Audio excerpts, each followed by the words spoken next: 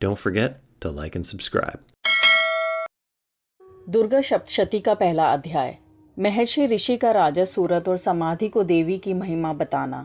महर्षि मार्कंडे बोले, सूर्य के पुत्र सार्वणी की उत्पत्ति की कथा विस्तार पूर्वक कहता हूँ, सुनो। सार्वणी महामाया की कृपा से जिस प्रकार मनवंतर के स्वामी हुए, उसका भी हाल सुनो। पहले सवारोचिष नामक राज्य था। वह प्रजा को अपने पुत्र के समान मानते थे, तो भी कोला विध्वंसी राजा उनके शत्रु बन गए।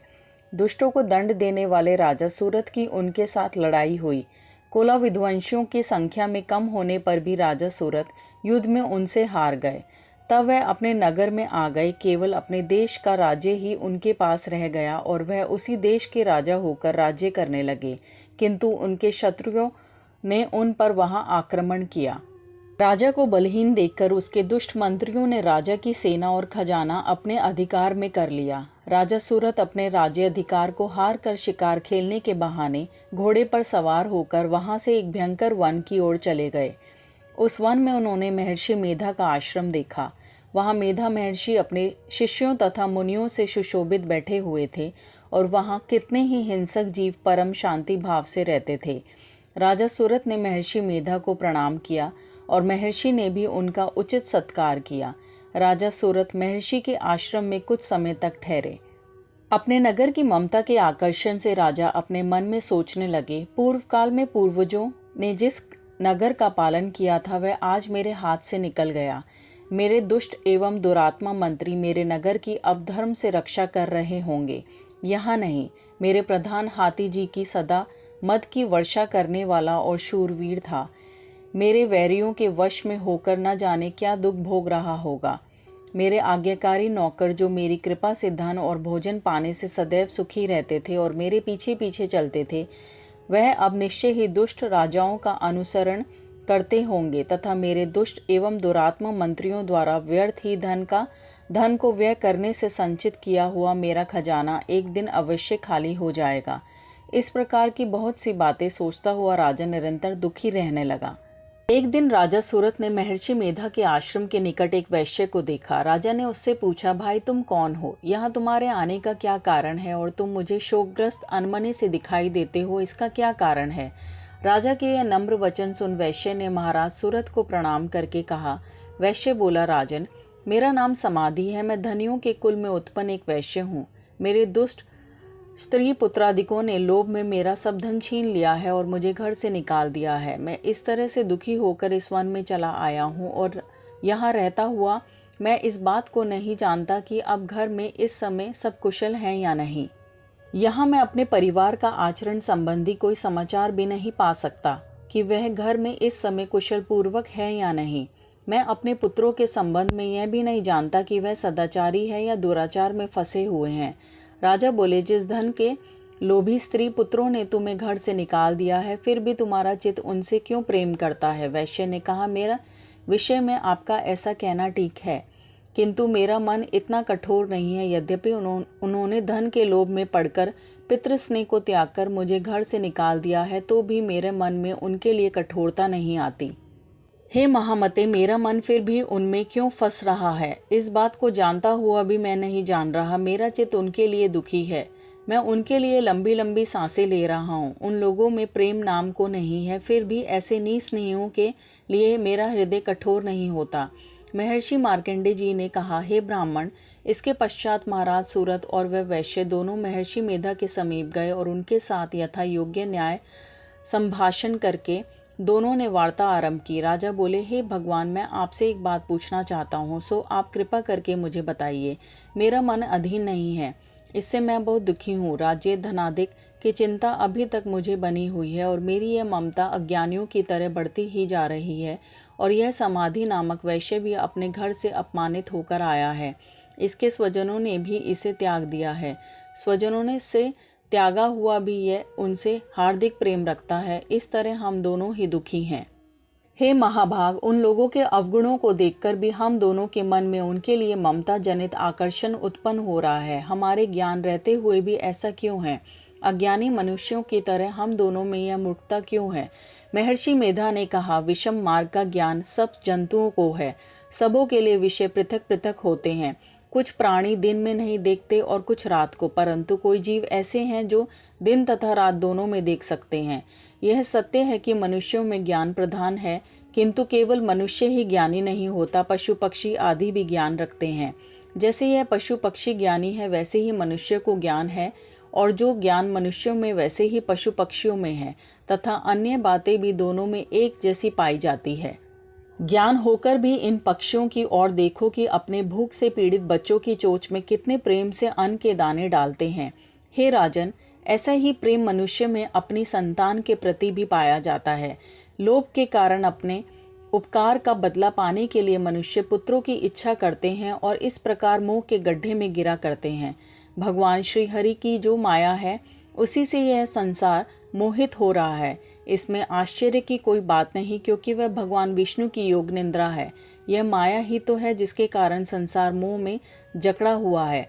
यही महामाया भगवती देवी ज्ञानियों के चित्त को बलपूर्वक खींचकर मोह में डाल देती है और उसी के द्वारा संपूर्ण जगत की उत्पत्ति होती है। यही भगवती देवी प्रसन्न होकर मनुष्य को मुक्ति प्रदान करती है। यही संसार के बंधन का कारण है तथा संपूर्ण ईश्वरों की भी स्वमामिनी है। महाराज सूरत ने पूछा, भगवान, वह देवी कौन सी है जिसको आप महामाया कहते हैं? हे ब्राह्मण, वह कैसे उत्पन्न हुई और उसका कार्य क्या है? उसके चरित्र कौन कौन से हैं? प्रभु, उसका जैसा प्रभाव हो, जैसा स्वरूप हो, वह सब ही कृपा कर मुझसे कहिए, मैं आपसे सुनना चाहता हूँ। महर्षि मेधा बोले, राजन, वह देवी तो नित्य स्वरूपा है। उसके द्वारा यह संसार रचा गया है, तब भी उसकी उत्पत्ति अनेक प्रकार से होती है। वह सब आप मुझसे सुनो। वह देवताओं को कार्य सिद्ध करने के लिए प्रकट होती है, उस समय वह उत्पन्न हुई कहलाती है। संसार को जल में करके जब भगवान विष्णु योगनिद्रा का आश्रय लेकर शेषशय्या पर सो रहे थे, तब मधुकेटम नाम के 2 असुर उनके कानों में मैल से प्रकट हुए और वह श्री ब्रह्मा जी को मारने के लिए तैयार हो गए। श्री ब्रह्मा जी ने जब उन दोनों को अपनी ओर आते देखा और यह भी देखा कि भगवान विष्णु योगनिद्रा का आश्रय लेकर सो रहे हैं, तो वह उस समय श्री भगवान को जगाने के लिए उनके नेत्रों में निवास करने वाली योगनिद्रा की स्तुति करने लगे। श्री ब्रह्मा जी ने कहा, हे देवी, तुम ही स्वाहा, तुम ही स्वधा और तुम ही वष्टकार हो। स्वर भी तुम्हारे ही स्वरूप हैं, तुम ही जीवन देने वाली सुधा हो। नित्य अक्षर प्रणव में अकार, उकार, मकार, इन तीनों में माताओं के रूप में तुम ही स्थित हो। इनके अतिरिक्त जो बिंद पद अर्धमात्रा है, जिसका कि विशेष रूप से उच्चारण नहीं किया जाता है, हे देवी, वह भी तुम ही हो। हे देवी, संध्या, सावित्री तथा परम जननी तुम ही हो। तुम इस विश्व को धारण करने वाली हो। तुमने ही इस जगत की रचना की है और तुम ही इस जगत को पालन करने वाली हो। तुम ही कल्प के अंत में सबको भक्षण करने वाली हो। हे देवी, जगत की उत्पत्ति के समय तुम सृष्टि रूपा होती हो, पालन काल में स्थित रूपा हो और कल्प के अंत में संहार रूप धारण कर लेती हो। तुम ही विद्या, महामाया, महामेधा, महारात्रि और मोहरात्रि हो। श्री ईश्वरी और बोध स्वरूपा बुद्धि भी तुम ही हो। लज्जा, पुष्टि, तुष्टि, शांति और क्षमा भी तुम ही हो। तुम खड़ंग धारिणी, शूल धारिणी, घोर रूपा तथा गदा, चक्र, शंख और धनुष को धारण करने वाली हो। बाण, भुषंडी और परिगा, यह भी तुम्हारे ही अस्त्र हैं। तुम सौम्य और सौम्यतर हो। यह नहीं बल्कि जितने भी सौम्य तथा सुंदर वस्तुएं संसार में हैं, उन सबसे बढ़कर सुंदर तुम हो। पर और अपर सबसे पर रहने वाली सुंदर तुम ही हो।